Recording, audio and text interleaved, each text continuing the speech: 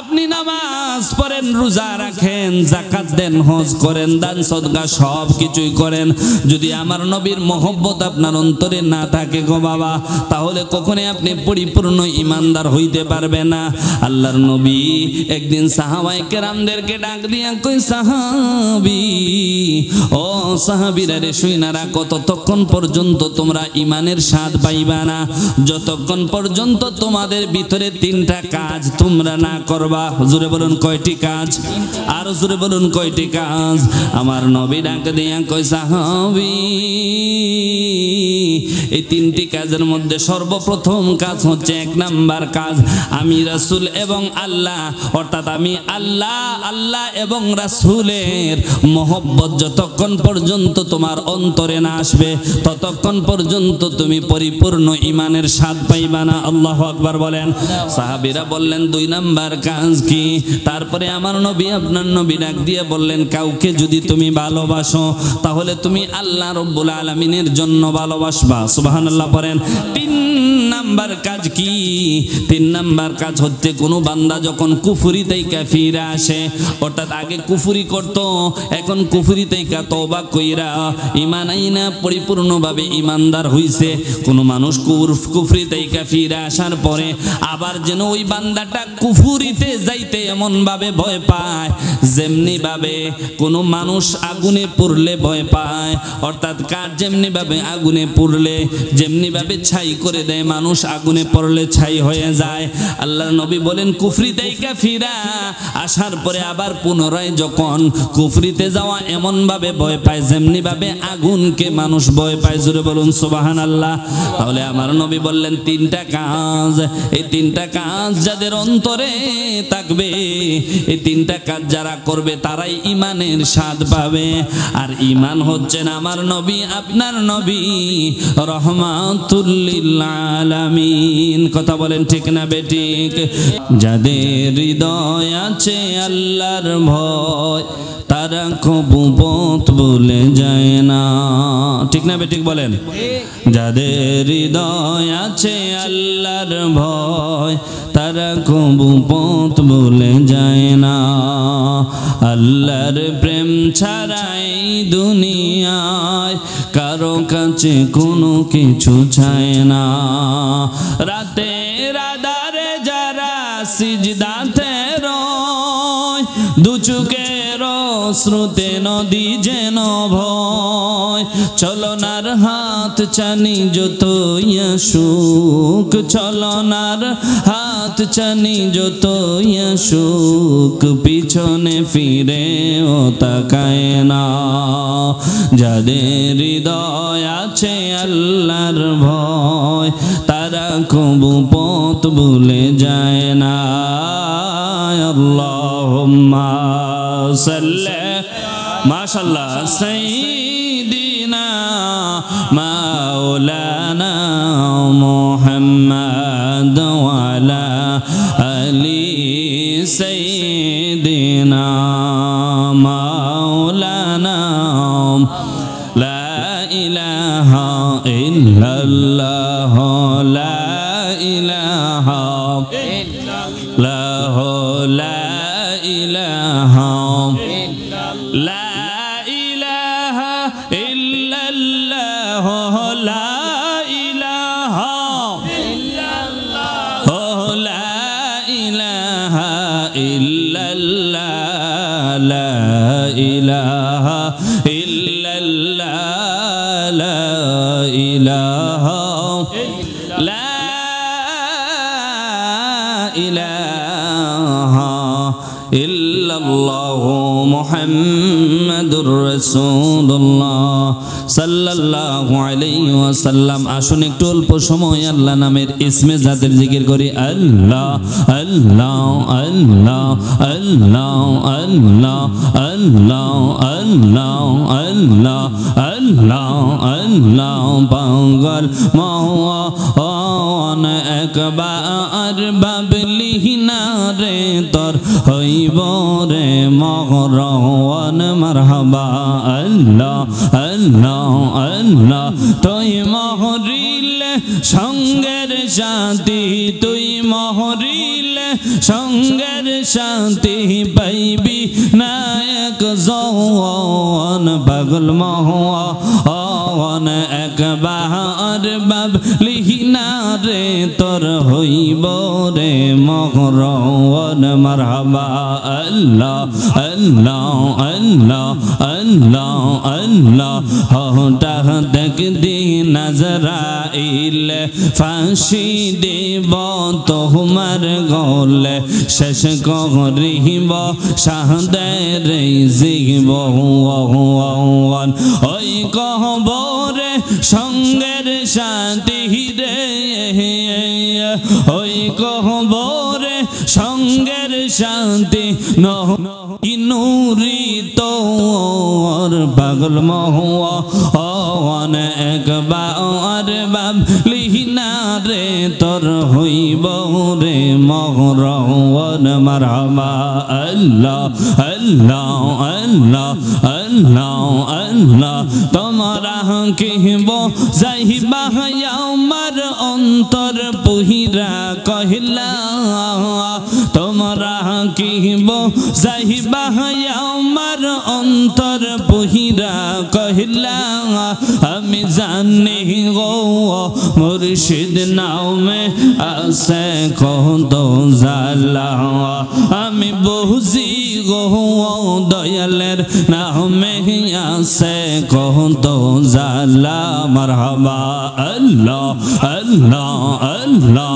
আল্লাহ এই জগতে প্রেম করিয়া কে রইয়া সে বালা আই গো কে রইয়া সে বালা ওপর ওপর দেখতে বালা তাহার ভিতর বহিরা কহিলা ওপর ওপর দেখতে বালা তাহার ভিতর বহিরা কহিলা আমি জানি গো মুর্শিদ নামে আছে কত জালা মাশাআল্লাহ আল্লাহ আল্লাহ আল্লাহ আল্লাহ আল্লাহ আল্লাহ দুঃখের পরে শুকর হইয়াছে জালার পরে মাহলা আই গো জালার পরে মাহলা এই রায়হান কয় আসবে কবে আমার মুর্শিদ চিকন কাহলা আমি জানি গো মুর্শিদ নামে আছে কত জালা মাশাআল্লাহ আল্লাহ আল্লাহ আল্লাহ আল্লাহ আল্লাহ আল্লাহ আল্লাহ আল্লাহ লা ইলাহা ইল্লাল্লাহ মুহাম্মাদুর রাসূলুল্লাহ সাল্লাল্লাহু আলাইহি ওয়াসাল্লাম জবানটা খুলে একবার কন্না আল্লাহু আকবার আর একটা আওয়াজ করে কন্না ইয়া রাসূলুল্লাহ আর একটু মায়ার সুরে বলুন না ইয়া ওলি আল্লাহ শুকরিয়াতান সকলে একবার পড়ি আলহামদুলিল্লাহ সবাই আমরা খুশি না বেজার আর উচ্চ আওয়াজে বলুন খুশি না বেজার খুশি শাহ সফি হযরত মাওলানা আব্দুর রহমান আল কাদরি রহমতুল্লাহ আলাইহির 13তম বার্ষিক ওয়াজ ও দোয়ার মাহফিলের সম্মানিত সভাপতি আমাদের অত্যন্ত শ্রদ্ধাভাজন ঐতিহ্যবাহী শশীদল সুবহানিয়া দরবার শরীফের সম্মানিত পরিচালক সম্মানিত শাহজাদা হযরত মাওলানা মোহাম্মদ আবু হানিফ সাহেব আজকের মাহফিলের প্রধান বক্তা সারা বাংলার আলোড়ন সৃষ্টিকারী মুজাহিদে আহলে সুন্নাহ আশিক রাসূল হযরত মাওলানা মুফতি আবুল বাশার হক্কানি সাহেব প্রধান মেহমান হযরত মাওলানা রফিকুল ইসলাম সাহেব বিশেষ বক্তা ইয়াসিন আহমদ জিহাদি সাহেব বিশেষ করে আমার পূর্বে যিনি আলোচনা করেছেন আমাদের অত্যন্ত শ্রদ্ধাভাজন বড় ভাই হরিমঙ্গল আলী মাদ্রাসা সম্মানিত আরবি প্রভাষক হযরত মাওলানা আব্দুল হক সাহেব এবং উপস্থিত আছেন আজকের মাহফিলের পরিচালনায় যিনি আশিক রাসূল হযরত মাওলানা রফিকুল ইসলাম রেজভী সাহেব সহ আমার সম্মুখে উপস্থিত আল্লাহ প্রেমিক, রাসূল প্রেমিক, ওলিয়া উলিয়া প্রেমিক সকল মুরব্বী বাবারা, যুবক বন্ধুরা, পর্দার অন্তরালে পর্দানিসীন মা ও বোনেরা, প্রত্যেকের প্রতি আন্তরিক সালাম। আসসালামু আলাইকুম ওয়া রাহমাতুল্লাহি ওয়া বারাকাতুহু। আল্লাহ পাক রব্বুল আলামিনের দরবারে সর্বপ্রথম শুকর ও সুজুদ যে রব্বুল ইজ্জত ওয়াল জালাল এই শশীদল এলাকার অসংখ্য গণিত মানুষ থেকে, হাজার হাজার মানুষ থেকে নির্বাচন করে, যাচাই বাছাই করে কিছু সংখ্যক লোককে আজকের এই আমাদের মহব্বতের ভাই আব্দুল সত্তার ভাইয়ের আয়োজনের এই জান্নাতি বাগানে আসার এবং বসার সুযোগ দান করেছেন। সকলে শুকরিয়া দেন, একবার পড়ি আলহামদুলিল্লাহ, আর একটু মহব্বতে পড়ি আলহামদুলিল্লাহ। লাখ কোটি দরুদ ও সালাম সেই নবী পাকের নূরানি কদম মোবারকে, যিনি হায়াতুন নবী, জিন্দা নবী, নূরুন আলা নূর নবী, গায়েবের খবর দেনে ওয়ালা নবী, মক্কার মথি, মদিনার জ্যোতি, দুকুলের সাথী, ব্যথার ব্যথি, যিনি হবেন কবরের সাথী, যিনি হাসরের ময়দানে সুপারিশ করিবেন, সেই সৈয়দুল মুরসালিন, ইমামুল মুরসালিন, খতামুন নবীন, শফিউল মুজনবিন, রাহমাতুল লিল আলামিন নবীর উম্মত হিসেবে আল্লাহ আপনাকে আমাকে কবুল করেছেন, তাতে আমরা খুশি না বেজার? আর জোরে বলুন, আমরা খুশি না বেজার? যে নবী পাকের শান, শওকত, মান, মর্যাদা বাড়িয়েছেন আমার আল্লাহ, যে নবীর উম্মত হওয়ার জন্য হযরতে আদম আলাইহিস নবীনা সালাতু ওয়াস সালাম থেকে নিয়ে হযরতে ঈসা রূহুল্লাহ পর্যন্ত প্রত্যেকেই সেই নবীর উম্মত হওয়ার জন্য আল্লাহর কাছে দরখাস্ত করেছেন। কিন্তু আমরা একটা বার বিনা দরখাস্ত করি নাই, আল্লাহর কাছে একটা বার আমরা কাকুতি করি নাই, একটা বার আল্লাহ রাব্বুল আলামিনের দরবারে আমরা বলি নাই যে ওই আখেরি পয়গম্বর নবীজি রাহমাতুল লিল আলামিনের উম্মত আমাদেরকে বানাও। বিনা দরখাস্তে সেই নবীর উম্মত হিসেবে আল্লাহ আপনাকে আমাকে কবুল করেছেন। সকলে একবার পড়ি আলহামদুলিল্লাহ, আর একটু উচ্চ আওয়াজে পড়ি আলহামদুলিল্লাহ। এই 1 লক্ষ মতান্তরে 2 লক্ষ নবী রাসূলগণের মধ্যে সবচেয়ে মর্যাদাবান শ্রেষ্ঠ রাসূল হচ্ছে আমার নবী, আপনার নবী। জোরে বলুন সুবহানাল্লাহ, আর একটু উচ্চ আওয়াজে বলুন সুবহানাল্লাহ। যেই নবীর উম্মত হওয়ার জন্য অন্যান্য নবীগণ আল্লাহর কাছে দরখাস্ত করেছেন, কিন্তু আমরা দরখাস্ত করি নাই, তারপরে আল্লাহ পাক আপনাকে আমাকে সেই নবীর উম্মত বানিয়েছেন। এজন্য আল্লাহ কোরআনুল কারীমের মধ্যে বলছেন, কুনতুম খায়রা উম্মাতিন উখরিজাত লিন্নাস। আল্লাহু আকবার বলেন, লিন্নাস।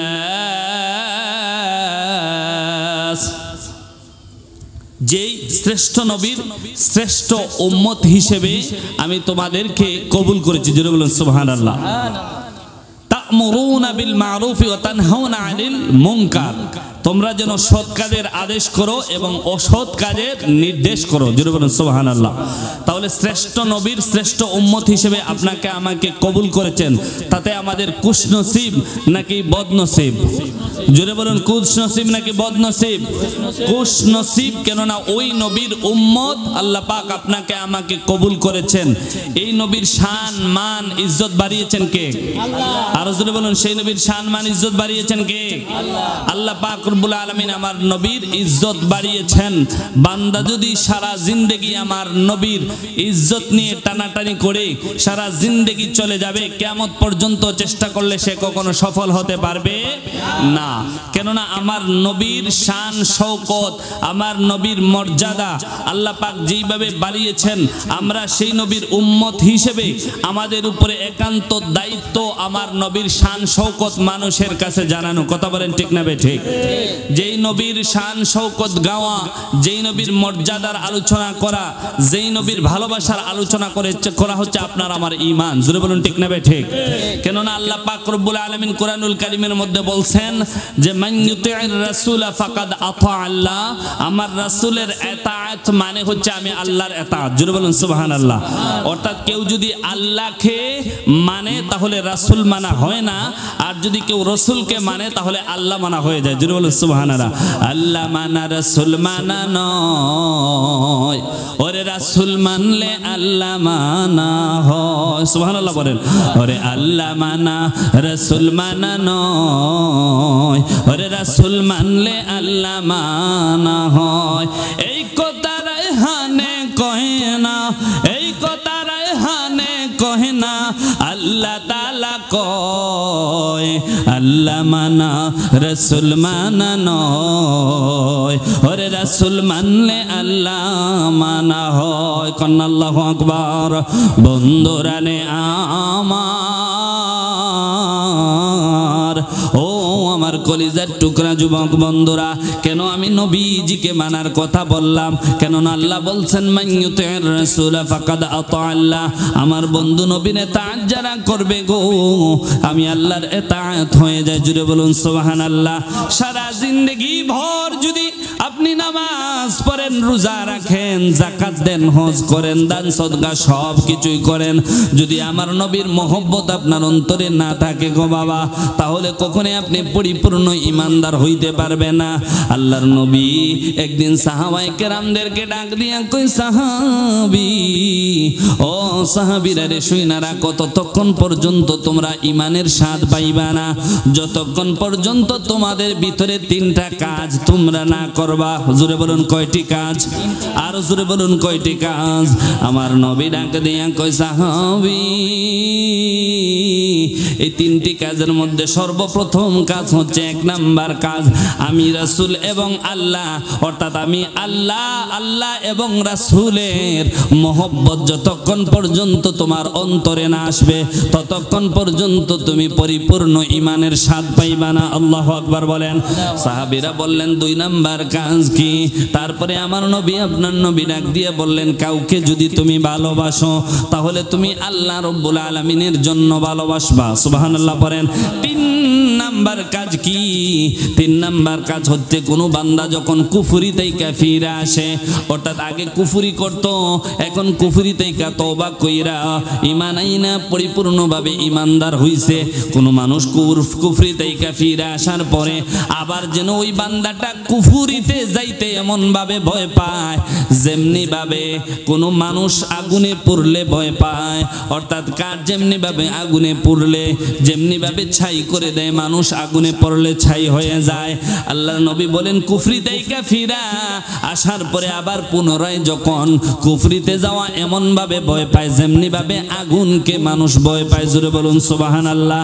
তাহলে আমার নবী বললেন তিনটা কাজ, এই তিনটা কাজ যাদের অন্তরে থাকবে, এই তিনটা কাজ যারা করবে তারাই ইমানের স্বাদ পাবে। আর ইমান হচ্ছেন আমার নবী, আপনার নবী রহমাতুল লিল আলামিন। কথা বলেন ঠিক না বেঠিক?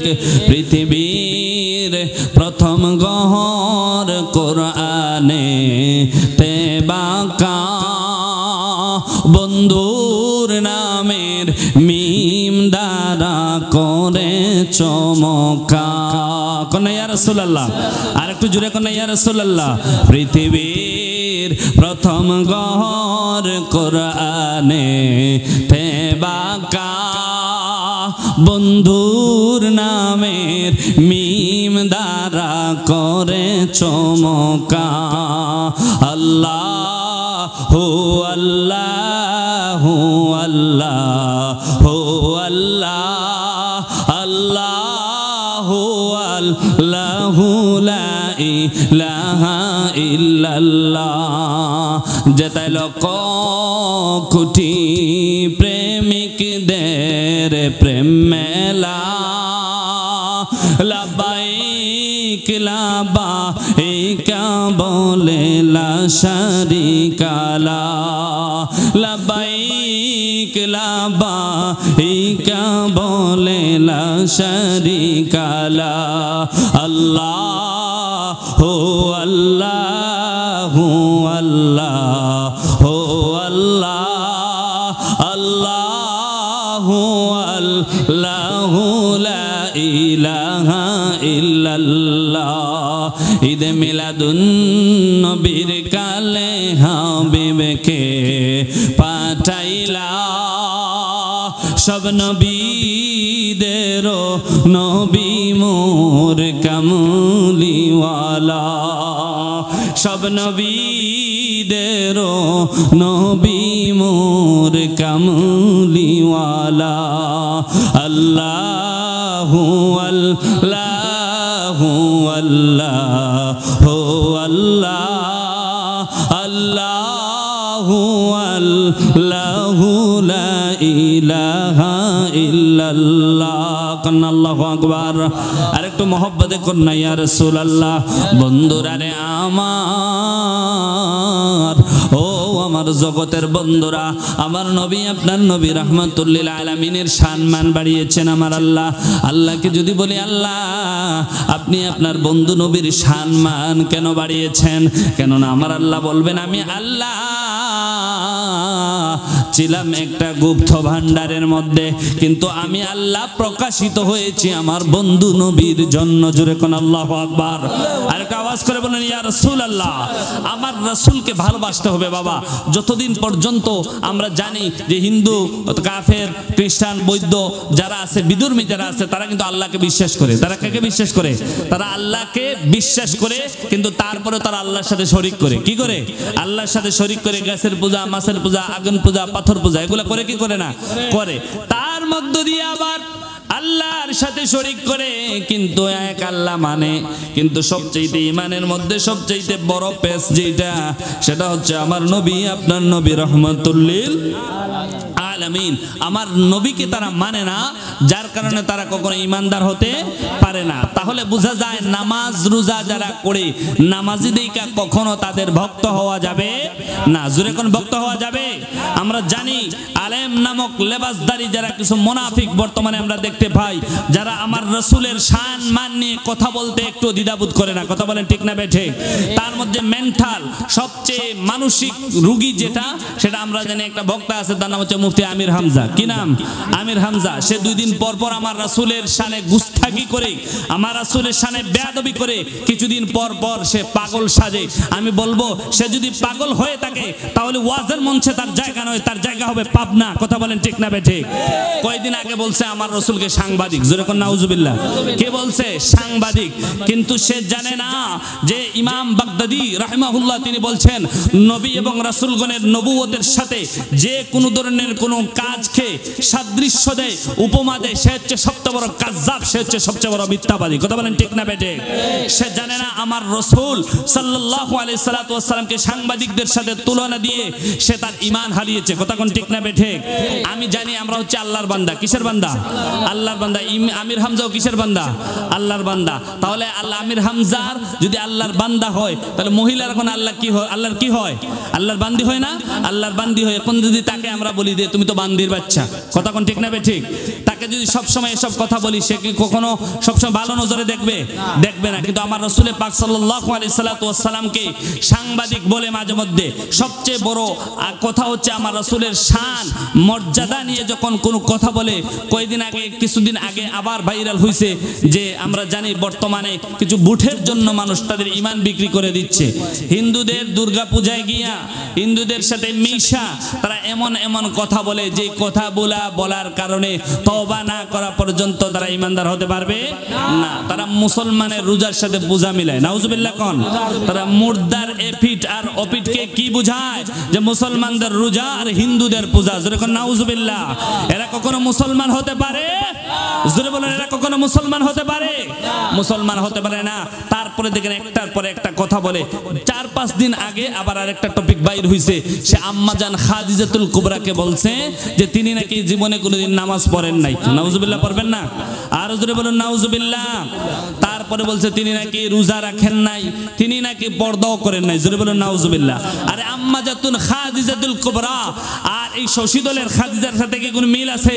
পৃথিবীর কোন খাদিজার সাথে আম্মাজান খাদিজাতুল কুবরার কোনো মিল নাই। কেননা আম্মাজান খাদিজাতুল কুবরা হচ্ছেন আমাদের প্রাণের প্রাণ, জানের জান, রাসূল করিম সাল্লাল্লাহু আলাইহি সাল্লাতু ওয়াস সালামের সহধর্মিনী। কথা কোন ঠিক না বেঠিক? আম্মাজান খাদিজাতুল কুবরা হচ্ছেন খাতুনে জান্নাত ফাতেমা রাদিয়াল্লাহু তাআলা আনহার আম্মাজান।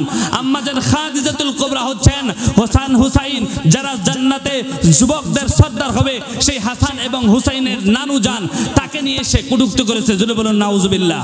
আরে সে বলছে তিনি নাকি কোনোদিন নামাজ পড়েন নাই, রোজা রাখেন নাই, তিনি নাকি কোনোদিন পর্দা করেন নাই। জোরে কোন নাউজুবিল্লাহ।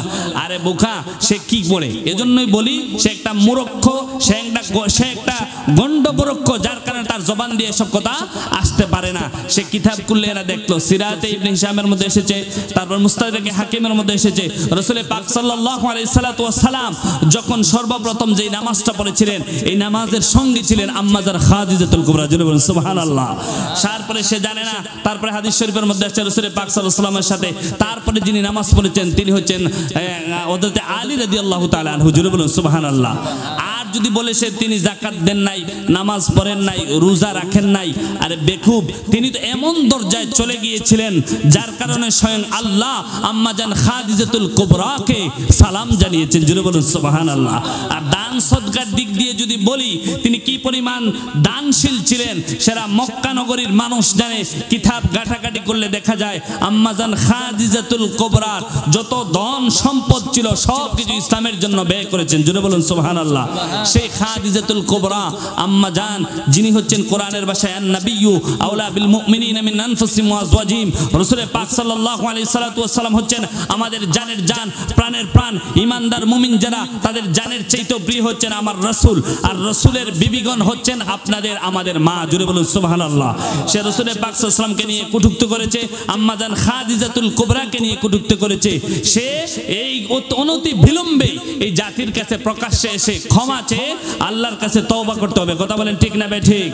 আজকের এই মাহফিল থেকে তাকে আমরা বলবো সে অতি তাড়াতাড়ি যেন এসব কথার জন্য আল্লাহর কাছে তওবা করে আল্লাহ পাক রব্বুল আলামিনের কাছে যেন মাফ চায়, এই জাতির কাছে যেন মাফ চায়, কথা বলেন ঠিক না ঠিক?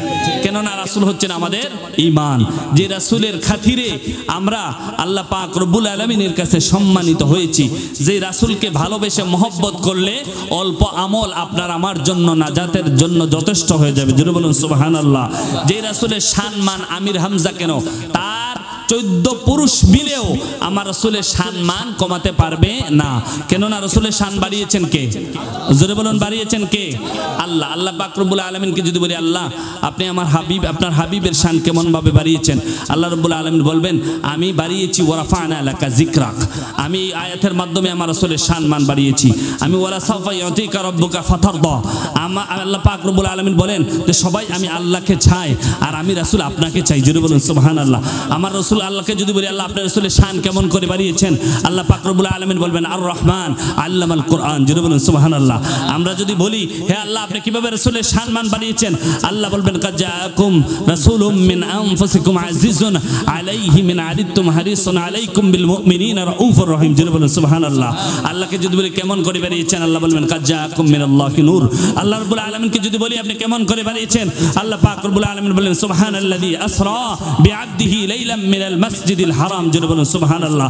যে আল্লাহ পাক রব্বুল আলামিন অসংখ্য গণিত নবীদের নাম নিয়ে কোরআনের মধ্যে ডেকেছেন, কিন্তু আমার নবীর নাম নিয়ে কখনো একবার ডাকেন নাই, জোরে বলুন সুবহানাল্লাহ। আল্লাহকে যদি বলি আপনি অন্যান্য নবীগণের নাম কেমন করে নিয়েছেন, আল্লাহ বলবেন ওয়া আদামু উসকুন আনতা ওয়া যাওজুকাল জান্নাহ, হে আদম তোমার সঙ্গীকে নিয়ে জান্নাতে প্রবেশ করো, জোরে বলুন সুবহানাল্লাহ।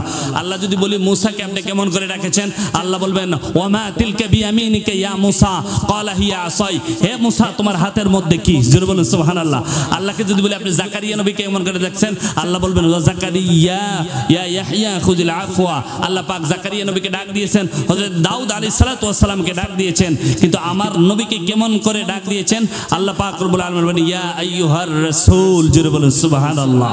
আর জোরে বলুন সুবহানাল্লাহ। ইয়া আইয়ুহার রাসূল বাল্লিগ মা উনজিলা ইলাইকা মির রাব্বিক, হে আমার প্রিয় হাবিব আমার পক্ষ থেকে আপনার কাছে যা কিছু পাঠিয়েছি আপনি তা মানুষের কাছে প্রচার করেন, জোরে বলুন সুবহানাল্লাহ। তারপরে যদি বলি আপনি কেমন করে ডেকেছেন, আল্লাহ বলবেন ইয়া আইয়ুহান নাবিয়্যু জাহিদুল কুফারা ওয়াল মুনাফিকিন, হে রাসূল আপনি মুনাফিক এবং কাফের সাথে যুদ্ধ ঘোষণা করেন, জোরে বলুন সুবহানাল্লাহ। আল্লাহকে যদি বলি আপনি কেমন করে ডেকেছেন, আল্লাহ বলবেন ইয়া আইয়ুহাল মুজাম্মিল ইয়া আইয়ুহাল মুদ্দাসসির ইয়াসিন তাহা, আল্লাহ পাক রব্বুল আলামিন আল্লাহর প্যারা হাবিবকে এইভাবে সম্মান সূচক ডাক দিয়েছেন। আর তুমি তিন পাথার মৌলবী হয়ে আমার রাসূলের শান নিয়ে গুস্তাকি করো, তুমি কখনোই এই মুসলমানদের সামনে এসব কথা বলে পার পাবে না, কথা বলেন ঠিক না বেঠিক?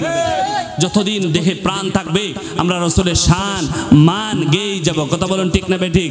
আমার রাসূলের শান মান বাড়িয়েছেন আমার আল্লাহ, আমার রাসূলের শান মান তখনকার যুগ থেকে কেউ কমাতে পারে নাই। হযরতে আলী রাদিয়াল্লাহু তাআলা আনহু রাসূল পাক সাল্লাল্লাহু আলাইহি ওয়াস সালামের মেয়ের জামাতা ছিলেন, কি ছিলেন? মেয়ে জামাতা ছিলেন।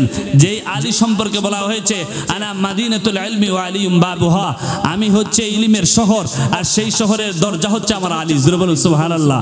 এই হাদিসটা নিয়ে আহলে হাদিসদের সাথে কিছুদিন আগে আমাদের মুফতি বাহাদুর ভাইজান ডিবেট করেছিলেন, যেই আহলে হাদিসের আলেমকে বাদাম দিয়ে উপাধি দেওয়া হয়েছে এবং বলা হয়েছে যে আপনি বাদাম বেশি করে খান, আপনার মগজ ভালো হবে। কথা কোন ঠিক না বেঠিক? এই হাদিসের পক্ষে কথা বলা হয়েছে, আমি সেদিকে যাব না। হযরত আলী রাদিয়াল্লাহু তাআলা আনহু এমন একজন রাসূলের প্রেমিক ছিলেন, যিনি ছিলেন হযরতে ফাতেমাতুজ জোহরা রাদিয়াল্লাহু তাআলা আনহার স্বামী। ইনার দরজা এমন ছিল, রাসূল বলছেন যে ইলমের শহর হচ্ছে আমি, আর সেই শহরের দরজা হচ্ছে হযরতে আলী। জোরে বলুন সুবহানাল্লাহ। আল্লাহ পাক রব্বুল আলামিনের প্যারা হাবিব রহমাতুল লিল আলামিনের জামাতা ছিলেন হযরতে আলী। বাবাজান ও যুবক বন্ধুরা রে, শুইনা যাও আমার রাসূলের সম্মান আমার আল্লাহ কেমন ভাবে বাড়িয়েছেন। একদিন একজন ভিক্ষুক আইসা হযরতে আলী রাদিয়াল্লাহু তাআলা আনহু, একটা তাকবীর দেন, নারায়ে তাকবীর। আর জোরে বলুন নারায়ে তাকবীর, নারায়ে রিসালাত। প্রধান বক্তার আগমন, হযরত মাওলানা রফিকুল ইসলাম সাহেবের আগমন এই মাহফিলের পক্ষ থেকে নারায়ে তাকবীর। সবাই বলে মারহাবা। আজকের মাহফিলের প্রধান বক্তা যিনি আমাদের মধ্যে উপস্থিত হয়েছেন, আমরা খুশি না বেজার? আরো জোরে বলেন খুশি না বেজার? আমি একটা কথা বলি, শেষ করে দেব। আল্লাহ পাক রব্বুল আলামিন আমার রাসূলের শান বাড়িয়েছেন। একদিন একটা ভিক্ষুক এসে আবু জাহেলকে বলতেছে, হে আবু জাহেল, আমাকে একটু ভিক্ষা দাও। আল্লাহু আকবার বলেন। কার আবু জাহেলের কাছে চাইছে? যার কপালে আল্লাহ পাক হেদায়েত দেন নাই। আবু জাহেলের কাছে এসে বলে, আমাকে একটু ভিক্ষা দাও। আবু জাহেল ডাক দিয়ে কয়, ভিক্ষা কিসের জন্য নিবা? ভিক্ষুক ডাক দিয়ে কয়, কয়দিন যাব তা আমার ঘরে খাবার নাই, আমার সন্তানেরা অনাহারে আছে, এই জন্য তোমার কাছে আসছি, তুমি আমাকে একটু ভিক্ষা দাও। আবু জাহেল তখন চিন্তা করলো, আমার কাছে যখন আসছে তাহলে আব্দুল্লাহ ইবনে মুহাম্মদ, নাউজুবিল্লাহ পড়েন, আমি মুহাম্মদের কাছে পাঠিয়ে দেই। যদি মুহাম্মদের কাছে না পাঠাই তাহলে আলীর কাছে পাঠিয়ে দেই, তাহলে তারা দিতে পারবে না, ভিক্ষা দিতে পারবে না, আর যার কারণে তারা লজ্জিত হবে। ভিক্ষুকটাকে ডাক দিয়া কয়, আবু জাহেল, ও তুমি জানো এই এলাকার মধ্যে সবচেয়ে ধনাঢ্য যিনি হচ্ছে অমুক জায়গার মধ্যে যাও, যাইলে দেখবে একটা লোক, তার কাছে যদি চাও তাহলে এমন বেশি কইরা ভিক্ষা দিব, তুমি আর কয়েকদিন ভিক্ষা করতে হবে না। আবু জাহেলের কথা শুই না ভিক্ষুক ডাক দিয়ে কই, কোন জায়গায় যেতে হবে? সে বলল, অমুক জায়গায় বারান্দার মধ্যে গিয়ে পাইবা। তারপরে দেখা যায় ভিক্ষুকটা বলল, আপনি কিছু দেন। আবু জাহেল ডাক দিয়ে কই, তোমাকে এমন এক জায়গার মধ্যে পাঠাচ্ছি, যে জায়গার মধ্যে গেলে তিনি যেই পরিমাণ তোমাকে দিবে আমার কাছ থেকে আর নেওয়ার প্রয়োজন হবে না।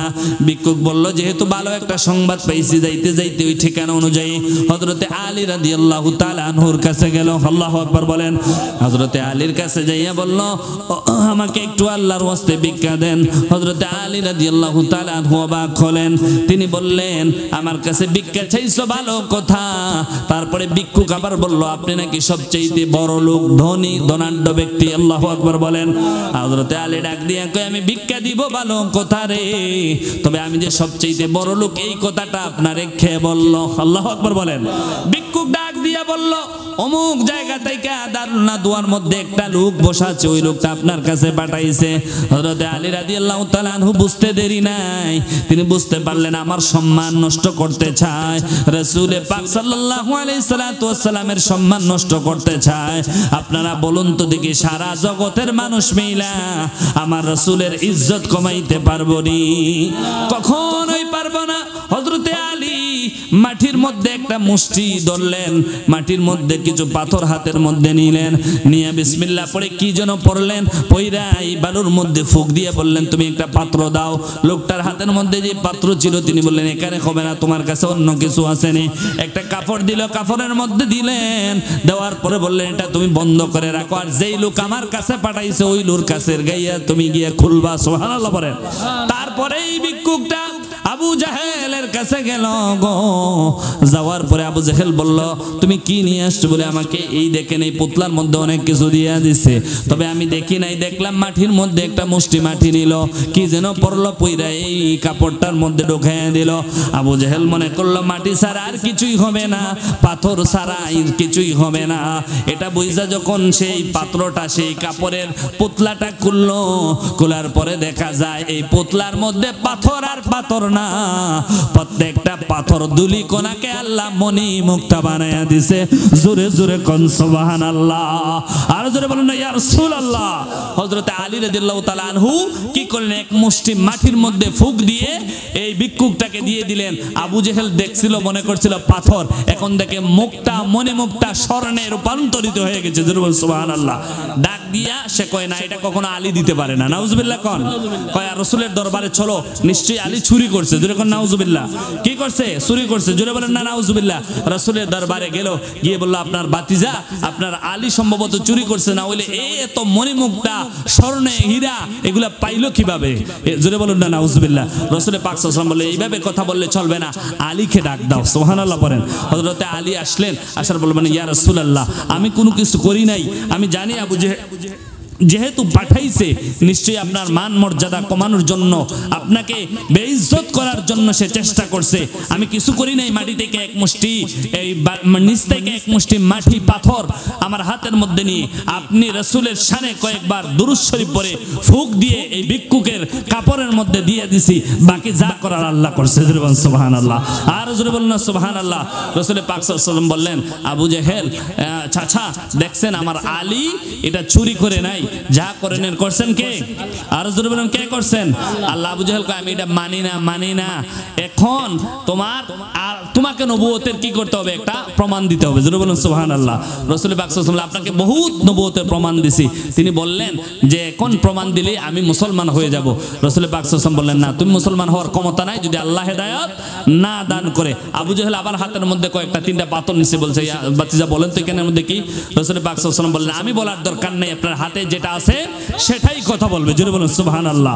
এই পাথরগুলা আবু জেহেলকে বলল যে আপনি জানেন না তিনি হচ্ছেন আল্লাহর রাসূল। জোরে বলুন সুবহানাল্লাহ। সাথে সাথে ভিক্ষুক লোকটা ডাক দিয়ে বলল, আমার মণিমুক্তা, আমার স্বর্ণ অলংকার কোনো কিছুর প্রয়োজন নাই।